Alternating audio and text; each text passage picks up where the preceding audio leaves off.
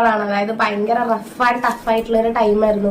Mentally physically ഭയങ്കരമായിട്ട് ഉടഞ്ഞു പോയ കുറെ സമയങ്ങളായിരുന്നു. അപ്പൊ നമ്മളൊരു ഫ്രിഡ്ജ് മേടിച്ചു കഴിഞ്ഞാൽ അതിനൊരു വാറന്റി ഉണ്ട്, ചിലപ്പോൾ 5 വർഷം 6 വർഷം. എന്നാൽ മനുഷ്യ ജീവന് ഒരു വാറന്റിയും ഇല്ല. എപ്പോ വേണമോ സ്പോട്ടിൽ വേണമോ തീർന്നു പോകാം എന്നുള്ള സംഭവമാണ് മനുഷ്യന്റെ ജീവിതം. അങ്ങനെയുള്ള മനുഷ്യന്മാരാണ് ഇവിടെ കിടന്ന് അഹങ്കരിക്കുന്നതും നിഗളിക്കുന്നതും ഉടായ്പകൾ കാണിച്ചു കൂട്ടുന്നത്.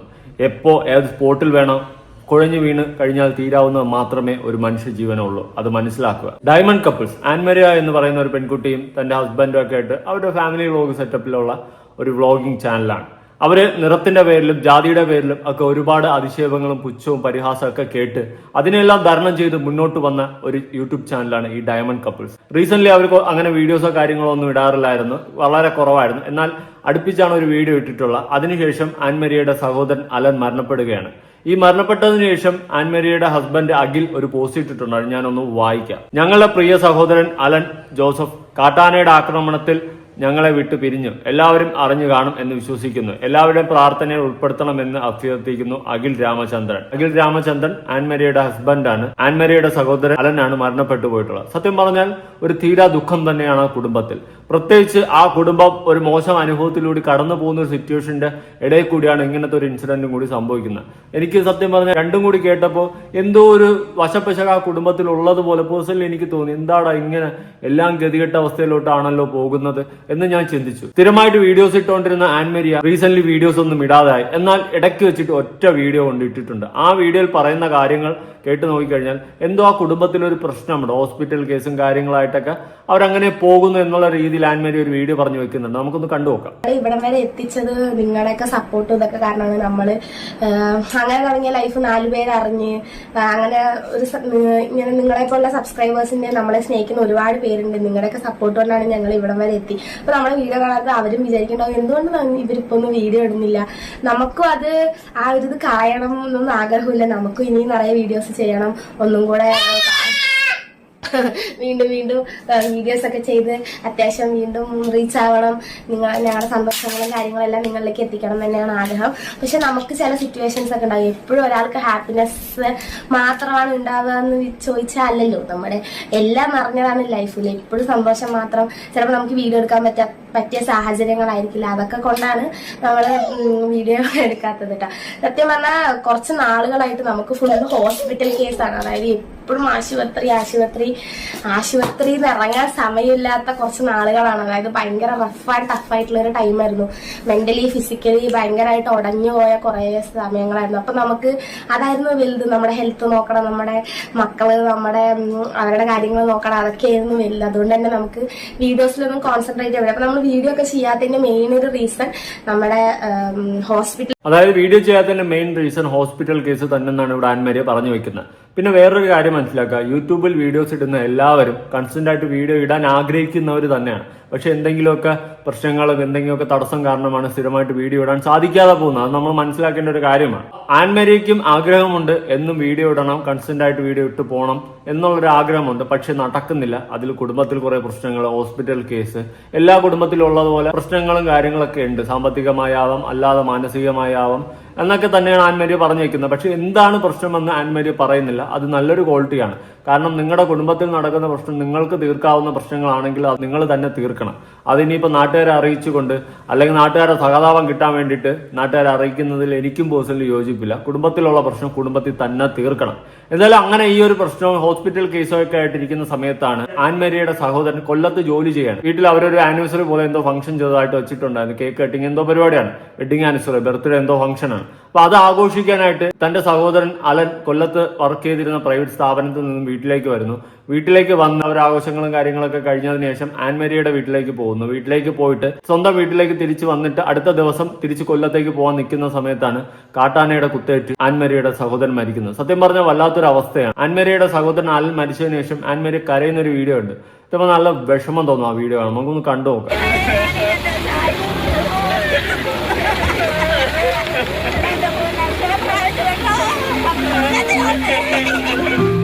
കുടുംബത്തിൽ ഓൾറെഡി പ്രശ്നങ്ങളും കാര്യങ്ങളായിട്ട് ഇരിക്കുമ്പോൾ തന്നെയാണ് സ്വന്തം അനിയനും കൂടി നഷ്ടപ്പെട്ട് ആകെ ഒരു വല്ലാത്ത അവസ്ഥയിലോട്ട് ആ കുടുംബം പോകുന്നത്. ഞാനൊരു കാര്യം പറയാം, ഇവിടെ കാട്ടാനയുടെ കുത്തേറ്റ് മരിച്ചത് ഒരു സാധാരണ കാര്യമായി കാണരുത്. ഗവൺമെന്റിന്റെ അശ്രദ്ധ കൂടി അവിടെ ഉണ്ടെന്നുള്ള കാര്യം നമ്മൾ മനസ്സിലാക്കുക.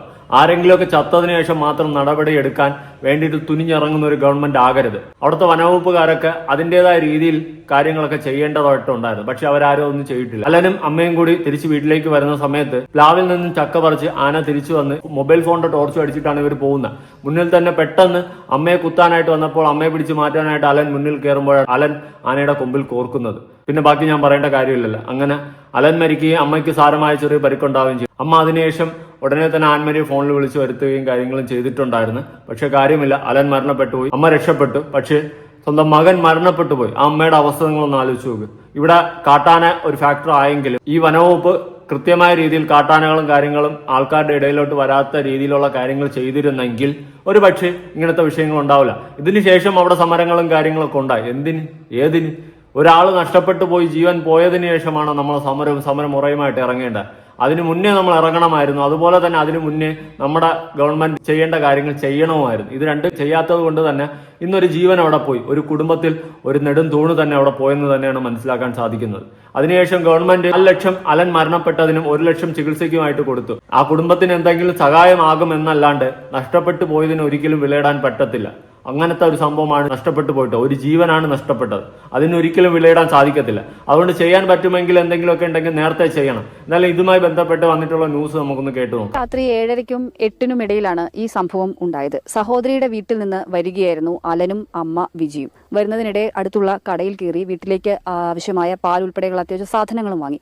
ഈ സ്ഥലത്ത് സ്ട്രീറ്റ് ലൈറ്റ് ഉണ്ടായിരുന്നില്ല, വൈദ്യുതി ബന്ധം ഇന്നലെ ഉണ്ടായിരുന്നില്ല. അതുകൊണ്ട് തന്നെ തീർത്തും ഇരുട്ടിൽ മുങ്ങിക്കിടക്കുകയായിരുന്നു. അതുകൊണ്ട് തന്നെ കാട്ടാന മുന്നിൽപ്പെട്ടത് ഇവർ രണ്ടുപേരും കാണുകയും ഉണ്ടായില്ല. ആദ്യം കാട്ടാന ആക്രമിക്കാൻ അടുത്തത് അമ്മ വിജയാണ്. അപ്പോൾ അമ്മയെ രക്ഷപ്പെടുത്തുന്നതിനിടെയാണ് ഈ അലന്റെ നേരെ ആക്രമണം ഉണ്ടായത്. ഈ കൊമ്പുകൊണ്ട് അലന്റെ ഇടത് നെഞ്ചിലേക്ക് ആഴത്തിൽ കുത്തുകയായിരുന്നു എന്നാണ് പോസ്റ്റ്മോർട്ടം റിപ്പോർട്ട് വ്യക്തമാക്കുന്നത്. നെഞ്ചിനേറ്റ പരിക്കാണ് അപകട കാരണമായത്. അമിത രക്തസ്രാവം ഉണ്ടായി. അമ്മ കയ്യിലുള്ള ഫോൺ വെച്ച് സഹോദരി, അതായത് മകളെ വിളിക്കുന്നു. മകൾ തൊട്ടടുത്തുള്ള വീട്ടുകാരെ വിളിക്കുന്നു. അവരാദ്യം വിചാരിച്ചത് വീട്ടിനകത്താണ് ആക്രമണം ഉണ്ടായതെന്നാണ്. അവിടേക്ക് പോയി നോക്കുന്നു, അവിടെ കണ്ടില്ല. പിന്നീട് ആളുകളേറെ പേടിച്ച് കുറേ സമയമെടുത്താണ് ഇവിടേക്ക് വന്ന് നോക്കുന്നത്. അപ്പോഴാണ് അമ്മയെയും മകനെയും കാണുന്നത്.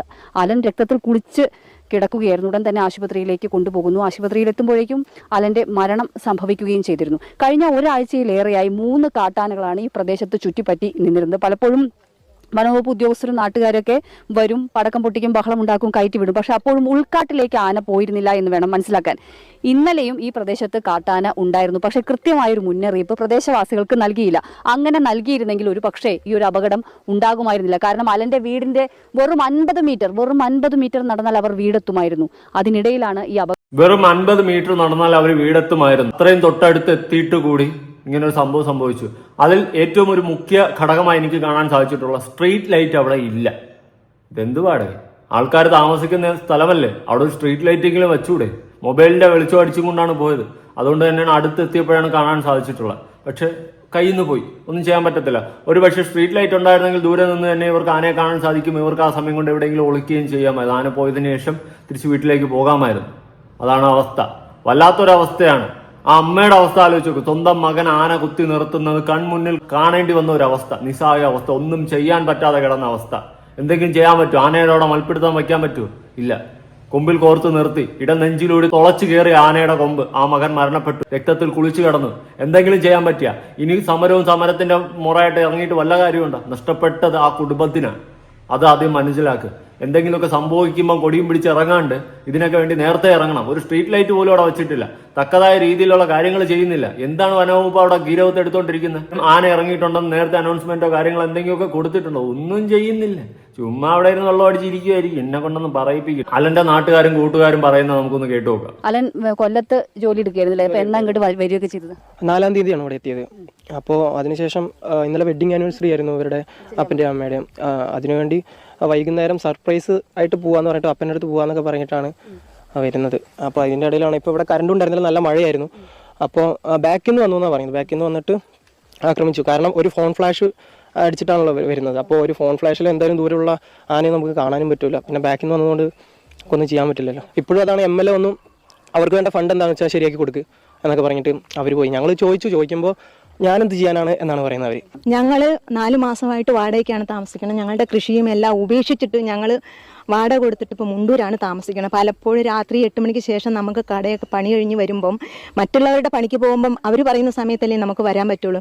ഉപജീവനത്തിന് വേണ്ടി ജോലിക്ക് പോകുന്നവരാണ് ഞങ്ങൾ. രാത്രി ഇറങ്ങാൻ പറ്റുന്നില്ല. കുരങ്ങ്, ആന, മലയണ്ണാൻ, ഇത് 3ന്റെ ശല്യം കാരണം ഞങ്ങൾ വാടകയ്ക്ക് താമസിക്കുകയാണ് ഇപ്പം.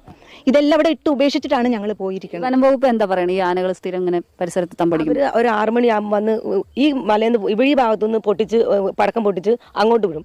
അപ്പോൾ ആ ഭാഗത്തുള്ളവർ അവരെ വിളിക്കുമ്പോൾ അവർ ആ ഭാഗത്തുനിന്ന് പൊട്ടിച്ച്, എന്നാലും ഉൾക്കാടിലേക്ക് ഒരിക്കലും ഈ ആന കയറി പോകുന്നില്ല. ഇത് ഇവിടങ്ങൾ വിട്ടു പോകണേയില്ല, അവിടെ എവിടെയായിട്ട് ഇങ്ങനെ ചുറ്റി. അവന്മാര് ചുമ്മാ പടക്കം പൊട്ടിച്ച് കളിച്ച് അങ്ങോട്ട് പോണ് ഇങ്ങോട്ട് പോണ്, ഉൾക്കാട്ടിലേക്ക് ആന എത്തുന്നില്ല. ഇത് പാടെ പാവപ്പെട്ടവർക്ക് ഓരോ വീടുകളിൽ ഓരോരുത്തർ ഇതുപോലെ നഷ്ടപ്പെടുന്നു. ഒക്കതായ രീതിയിലുള്ള കാര്യങ്ങൾ ചെയ്യുന്നില്ല. എന്തൊക്കെയാണോ എന്തോ കാണിച്ചു കൂട്ടുന്നത്. ഒരു സ്ട്രീറ്റ് ലൈറ്റ് പോലും ഇല്ല. മൊബൈൽ ഫ്ലാഷും അടിച്ചും കൊണ്ടാണ് ഈ രാത്രി ആ കാട്ടിൻ്റെ അകത്തൂടി നടന്നു പോകേണ്ട ഒരു ഗതികേട് വന്നത്. എന്തായാലും ആ പയ്യന്റെ സമയം എന്ന് തന്നെ പറയാം, പോയി. അല്ലാണ്ട് എന്താ പറയാ, കുടുംബത്തിന് നഷ്ടം. അവിടുത്തെ പഞ്ചായത്ത് പ്രസിഡന്റ് ആയാലും MLA ആരായാലും ഫണ്ട് കൊടുത്തങ്ങ് ഒതുക്കി വിടുകയാണ്. കൊടുക്കാനുള്ള എന്താണെന്ന് വെച്ചാൽ കൊടുത്തു വിടും. ഇതൊക്കെ സർവ്വസാധാരണ നടക്കുന്ന പോലത്തെ കാര്യമായിട്ടാണ് അവരൊക്കെ അങ്ങ് നിൽക്കുന്നത്. എന്തുവാ, ഇതാണ് രീതി, ഇതാണ് ഇവിടുത്തെ അവസ്ഥ. പാവപ്പെട്ടവനും കയ്യിൽ പൈസ ഇല്ലാത്തവനും ഇവിടെ ഒരു തേങ്ങയില്ല. അവൻ ചത്താലും ഒന്നുമില്ല, ശരി അവന് കൊടുക്കാനുള്ള എന്തെങ്കിലും കൊടുത്ത് സെറ്റിലാക്കട്ടെ. ഈ ഒരു മൈൻഡ് സെറ്റാണ്. ഇതൊക്കെ മാറണം. അവരുടെയും ജീവനാണ്, അവർക്കും കുടുംബമുണ്ട് എന്നുള്ള കാര്യങ്ങളൊക്കെ മറക്കാതിരിക്കട്ടെ. ഈ ഒരു വിഷയവുമായി ബന്ധപ്പെട്ട് നിങ്ങളുടെ അഭിപ്രായങ്ങളും കാര്യങ്ങളും ഉറപ്പെടുത്താൻ പുതിയ വീഡിയോ ആയിട്ടാണ്.